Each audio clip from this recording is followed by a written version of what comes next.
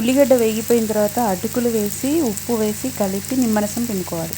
నూనె, ఆవాలు, జీలకర్ర, పచ్చిమిర్చి, కరివేపాకు వేసాను. వేసేటప్పుడు చూస్తే పట్టపట్ట మీదకి వస్తుంది, మొత్తం పొగ అమ్ముకుంటుంది, కనిపించట్లేదు, అందుకే ఇలా చేస్తుంది.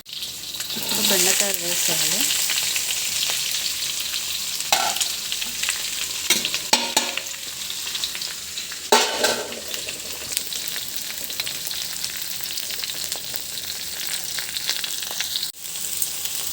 ఇలా కొంచెం కలుపుతూనే ఉండాలి. బెండకాయ ఆపోద్ది అసలు అయితే బాగా డీప్ ఫ్రై కావాలంటే వదిలేయాలి, సిమ్లో పెట్టి కలుపుతూ ఉంటేనే బెండకాయ అవుతూ ఉంటుంది.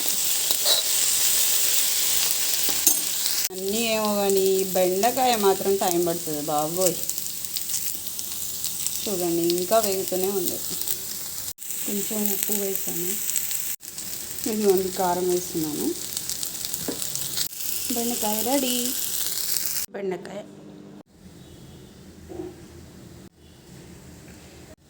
కొంచెం ఆయిల్ వేసుకున్నాను, తర్వాత అన్నీ వేస్తా.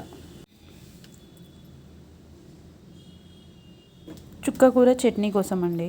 ఇదిగోండి జీలకర్ర, ఎల్లిపాయ,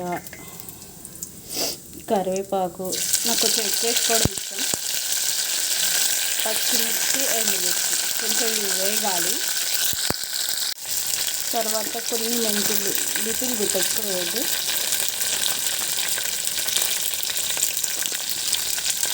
మెంతులు, కొన్ని నువ్వులు ఎక్కువ వేస్తేనే బెస్ట్, వేగిపోతాయి. ఇప్పుడు చుక్కకూర వేసుకుంటున్నాను.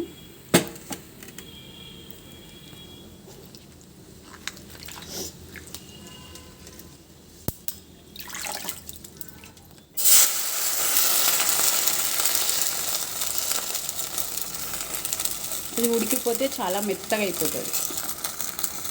పై నుండి ధనియాల జీలకర్ర పొడి వేసాను మిక్సీలో, ఉప్పు కూడా వేసానండి. కొంచెం కచ్చా పక్కగా మిక్సీ పట్టుకున్నాను, ఇప్పుడు అది వేసి రుబ్బుతాను. చూసారా ఇలా అయిపోయింది. ఇప్పుడు దీన్ని మిక్సీ పట్టుకుంటా. గోంగూర పచ్చడి. సోరకాయ పొట్టు తీసి పెట్టుకోవాలి, పొట్టు నీరు తీసి పెట్టుకోవాలి. కొందరు మధ్యలో గువం తీసేస్తారు, గువం తీసేస్తే అంత టేస్ట్ రాదు, నేనైతే ఉంచుతాను. సోరకాయ మెంతికూర ఇలా చిన్నగా కట్ చేసి పెట్టుకున్నా. మంచిగా వాటర్లో ఉప్పు వేసి కట్ చేసి పెట్టుకున్నా. పెద్ద బకెట్లో వేసి తీస్తే మొత్తం ఇసుకంతా వెళ్ళిపోతుంది. మిక్సీలో ఎల్లిపాయ, పచ్చిమిర్చి, జీలకర్ర, కరివేపాకు, ఉప్పు కూడా వేస్తా. ఉప్పు, కరివేపాకు, పచ్చిమిర్చి, ధనియాల జీలకర్ర పొడి, ఆవాలు, జీలకర్ర, కారం పేస్ట్,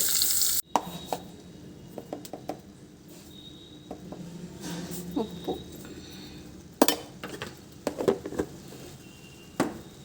తర్వాత మెంతికూర వేసాను. దీనిపైన సోరకాయ వేసేస్తున్నా. నువ్వుల పొడి,